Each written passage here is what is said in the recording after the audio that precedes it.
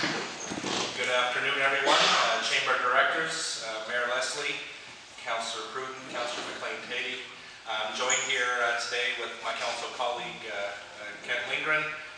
I just got back from a trip to Oregon. I didn't prepare anything specific, so I didn't vet anything through council or administration. So, Councillor Lindgren, you'll rat me out for the rest of council if I go off script.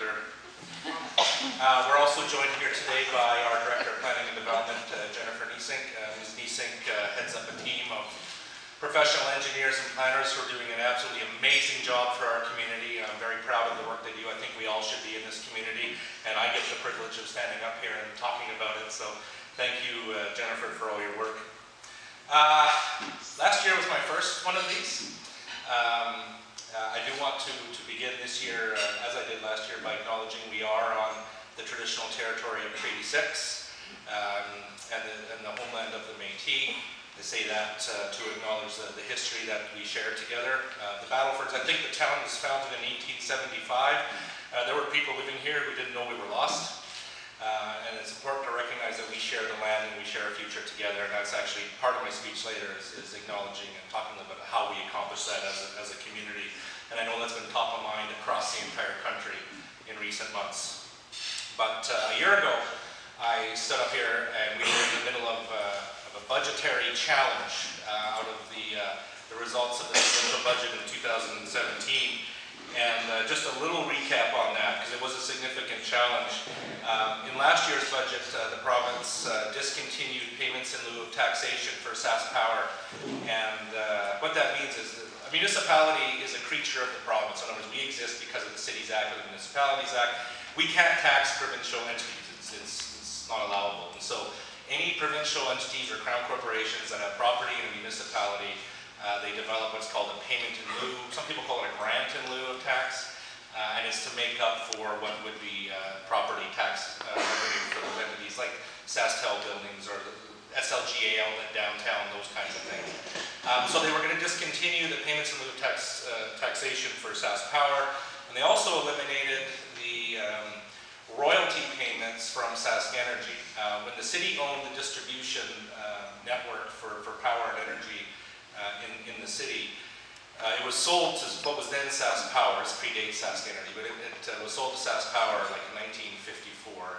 And part of that contract was not just a payment in lieu of tax on the SaskPower side, but also a royalty, which if you look at your Sask Energy bill, you see it every month. It says City North Battleford. I think it says municipal surcharge on it. It's 5%.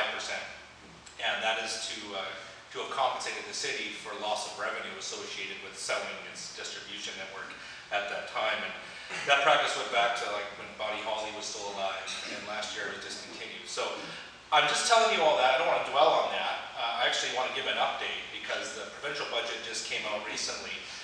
Last year the hit to the city was $1.2 million, which is huge. If we were to have absorbed all that through an increase in property taxation, we were looking at like 11% increase in property tax. It was big. And so a year ago when I was here, I'm going to talk about the challenge. Administration worked hard, council worked hard. We were able to find a number of areas to eliminate expenses like over $500,000 worth. And we had a reduction in services to our citizens, loss of 7 positions within the city government, and we were able to get that 11% property tax increase down to 3. And we implemented a provincial downloading levy on property tax bills last year. So I told you that so I could tell you this. There were changes in this budget, and they were very welcome. The province is reinstating the Sask Energy surcharge. I mean, it was always there. Last year, it just redirected to the GRF, the General Revenue Fund. This year, it's being redirected back to the city of North Battleford. And in addition to that, they're providing that option to all our municipalities across the province. And I think that municipalities have till June 1st, I think, to opt in or out. And I think if they hear nothing, it's considered an opt-in. So anyway, that was welcome news for us. That's a $391,000 change that we saw. I do want to acknowledge, and I know that the chamber was well aware, our council was quite vocal in our disappointment with the change last year. We were vocal at council meetings. We advocated strongly with the provincial government, and we did that work throughout the entire year. We really appreciate being listened to. That was really important. I want to acknowledge our MLA, Herb Cox, our neighboring MLA, and Minister of Government Relations for a lot of last year, Larry Doak, and as well as the current Minister of Government Relations, Warren Kading, because they did listen. I had the opportunity to work with my colleagues around the what's called the City Mayor's Caucus table. It's through SUMA, Saskatchewan Municipality Association.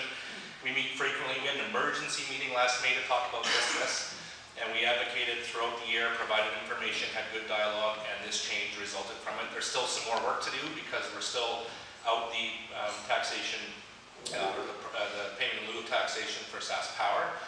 So we're still out about almost $800,000 from where we were in 2016, but this change was very welcome, and we appreciate the dialogue and being listened to, and I think that should be acknowledged. So